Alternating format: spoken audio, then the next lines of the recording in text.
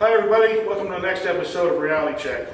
Today we're going to talk about the use of a firearm at close ranges. And there's just a ridiculous amount of videos out there showing what you should do and when you should shoot someone and when you should not shoot someone. The gun industry is so weapon over reliant that they're going to go to their gun, go to their gun, go to their gun. We're going to talk about some options.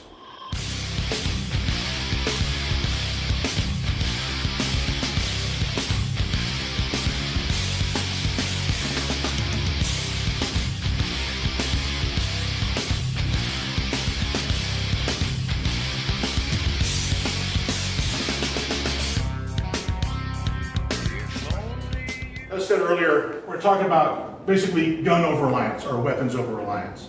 I believe we mentioned in the previous video that there are 5 forms of weapons.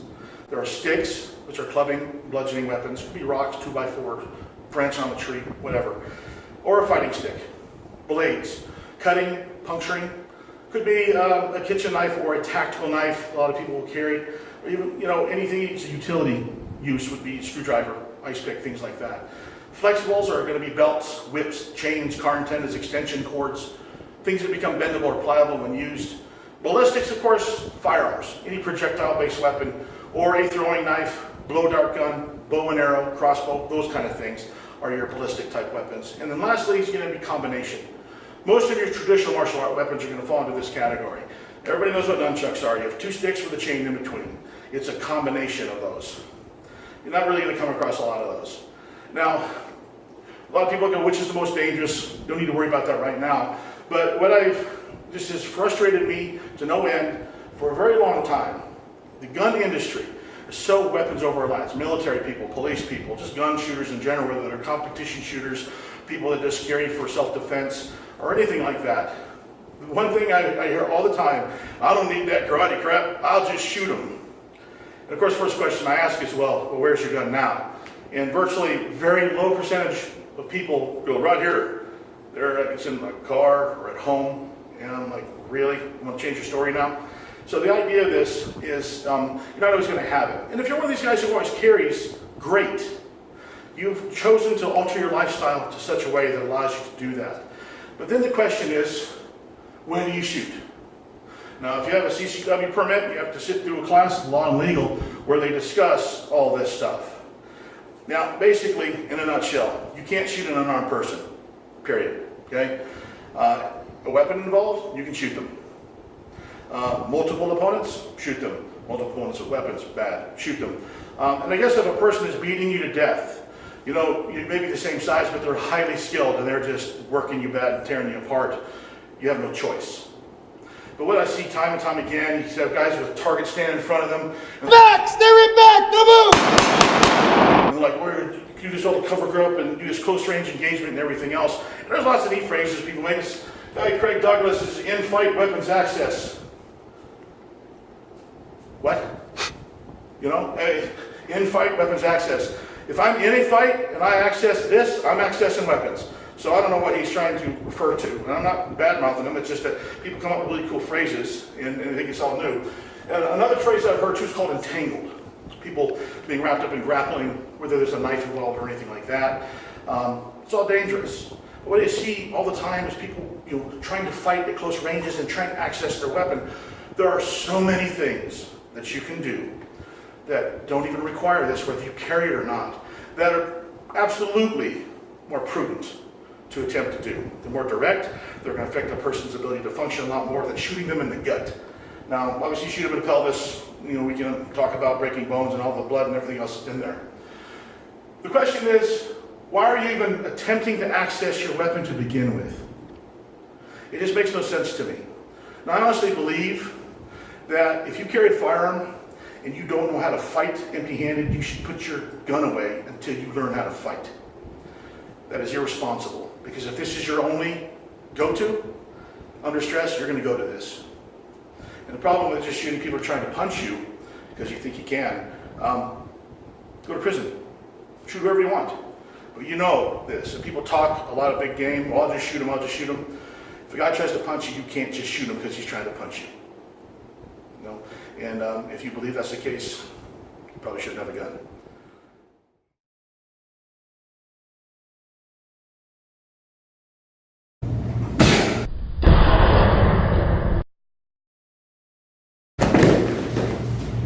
What does that do? Does that blow your mind? That just happened. There's an option. No one will argue that in a firefight, distance is your friend. So we can create distance like this. Now, of course, he was just standing there. Most people will do that in a fight. They score it, try to chest bump you. We don't want to let people get close to us. You tell them to back up, back off, man, back off. You can send them away. The person gets close enough to hit you. That's when we start getting into the area. Well, when do you hit? We run our adrenal stress programs. That's one of the questions we get asked the most. When do we go? When's the right time to go? Well, anytime you feel threatened, but you do need to be able to articulate, I feel threatened. Clearly, if a guy keeps closing with you and closing with you, pretty reasonable to think that even a jury's going to go, yeah, if he kept getting in your face, you have less time to react. If he had a knife, he could stab you and things like that.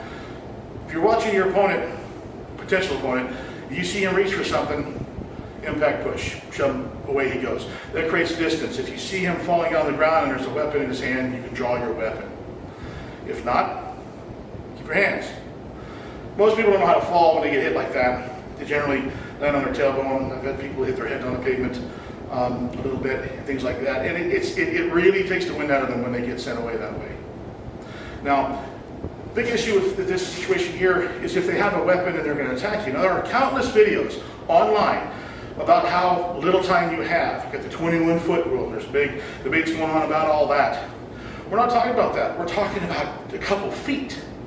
So clearly, if I'm not paying attention and he has a knife in his pocket and out it comes, he's going to stab me.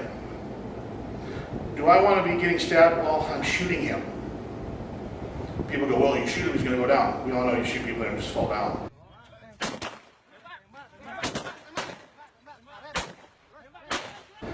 You have to affect their central nervous system, brain, spine, those kind of things for an immediate effect. Otherwise, it takes time to bleed out, or they can't breathe, things like that. But what do you do if you do have a weapon? Let's say that they do have a knife. Okay? And almost unanimously what you see is people teaching you to grab this with their hand to control it while they access their weapon or try to get control of them. And completely ignore what they could do to end their complete concentration on this. So even if you're getting stabbed, doing what we're going to show you here will literally forget them. Drugs, doesn't matter. Certain neurological things that happen in the body that are going to be completely overcome by the pain and the fact that the brain has certain responses to protect itself. Now, it just blows my mind that everyone wants to use fancy techniques, try to control and manipulate. In some of our videos, we mentioned common delivery. We have one of our principles is we try to do as many of the same things for as many things as we can. This is one of these things where we use what's called the Ferocious Five. You see some of our previous videos, talks more about that. That's eyes, ears, fingers, groin, and bite. Let's talk about eyes, right? You see people wrestling around, trying to flip people on the ground or do some type of a disarm. But almost universally, you see something like this. Even in untrained people, you see a lot of videos where people are getting killed and stabbed with knives. There's a point that they get a hold of this here, like this. And most people fixate on this, okay? But what we're gonna do here, if he's not stabbing me, and I reach up here and grab the head, so the eye gouge or thumb gouge, it only takes about 30 pounds of pressure to rupture an eye, 30 pounds. And if you are a woman and you have nails, less than that. Now what happens when you get your eye ruptured or damaged? It's cranial nerve 5. Cranial nerve 5. It is a complete automatic response. You will forget everything and you will do this. Your body you cannot train out of that. The pain is that bad, and the brain wants to protect the eye so much that it will abandon everything else. And I was told this by more than one doctor, but the specific doctor kind of is his field. You're done. Cranial nerve 5. Look it up and do it. Pain is going to be excruciating. You don't even have to rupture the eye, just damage it enough. But if you do rupture it, the pain is going to be just absolutely excruciating. Are they really going to be worried about stabbing you? You're directly affecting their ability to function, instead of trying to access a weapon and shoot them in the stomach or the pelvis or something like that. Another question we get asked often too is like if someone tries to disarm you out of the holster. Now most people carry concealed, and a lot of people are going to say, well, I carry concealed, they wouldn't know. All right, let's say they know. For whatever reason, let's say it's there. Maybe they've approached you and said, hey, I see you have a gun. And you're like, so? it's my right to do so or whatever. And there are enough people out there nowadays that are crazy enough to try to disarm you just because they think they can or they should. Clearly, if they're trying to access your weapon, that is a bad situation for you, and for them, it changes things legally. But there's all these cool things where they're going to grab and twist out of it and drop their elbow on the screen, things like that. Again, if someone reaches for the weapon, there's a lot of things you can do. Again, referring back to the Ferocious 5. I also wanted to add to that in the biting end of this too. If you have control of a knife or something, you can grab them and bite. A vicious thing to do. I can assure you that if someone's biting you, I mean, like a crazed maniac, you're probably trying to want to get away from them. Just saying. So, but if he's trying to grab my weapon, instead of trying to do something like this and occupying my hands, he tries to grab my weapon and I just grab his head and just boom! Now, you're like, oh yeah, but you're gonna... No, he was trying to access a lethal weapon off of your side or belt rod from your person. Now, a reasonable person would be, he's going to shoot me with it now. Right? So, this is not a really big issue on this kind of stuff. You can justify why I did it, because if he gets my gun, he's going to shoot me with it. I mean, most normal people do that. That's what a cop would think. Most of the videos that start with, oh, I'm going to shoot at close range or this entanglement range that they talk about, and they say, well, if he pulls a weapon or a knife or just tries to hit you, you can just shoot him. Okay? The thing is you don't know. If they're not trying to access a weapon and you shoot them, you've got big problems. Now, I mean, so if I'm staying this range here and I'm dealing with this guy and we're having a heated conversation, and I have my firearm and I'm ready to go, because that's what I do, and he reaches for something, I go, yeah, I shoot him. Okay? So, shit. But in the same pocket, he had that. So, I mean, is that not a prudent thing to maybe do? I was like, oh, what do I do? If you shoot someone when they reach in their pocket, you better hope there's something dangerous in their pocket when the police show up. Otherwise, you're going to have really big problems. So you better be sure. But if I do something physical to them, it might be a little bit more practical, from a legal standpoint. Now, I've been training people for a long time, and I've helped some people out working as a doorman, restaurant owner, things like that. I had a situation very much like this, where two brothers came in, and one of the guys was really having an issue.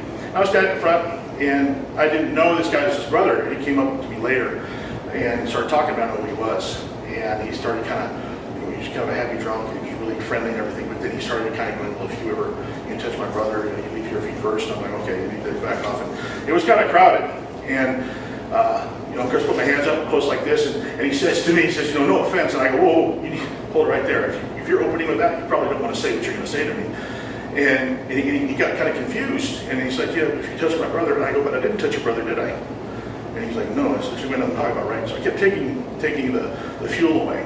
But what happened after this circle kept going, he just kind of wouldn't let it go, he didn't know what to do. I'm like, you know what, man? And I reached in my pocket and I pulled out my wallet, and I gave him one of my cards. And I said, listen, if you still feel the same way in the morning, you give me a call. And he looks at my card, he goes, I'll give you a call. I'm like, okay. And he walked away. He never called. But the point is, I was legitimately reaching for my business card in an attempt to defuse. Most people, they look at kind of a card like that and like, well, there's a lot of guys that don't know how to fight and think they can fight, but I don't know. Maybe there's a question. And it worked. He went away. So this is a possibility. You've got to be careful. You better be sure if you're going to shoot somebody at these kind of ranges. And I mean, just even from a legal standpoint, it's bad, but tactically, it's just stupid at this kind of range to try to access your gun just because someone's trying to hit you or they're threatening you or something like that. People, please go somewhere legitimately and learn how to use your empty hands. Nothing fancy, just direct. Okay? I really, really encourage you to do that. And check out realitydefense.com, please. Releasing me from all my sin. It's taken me out.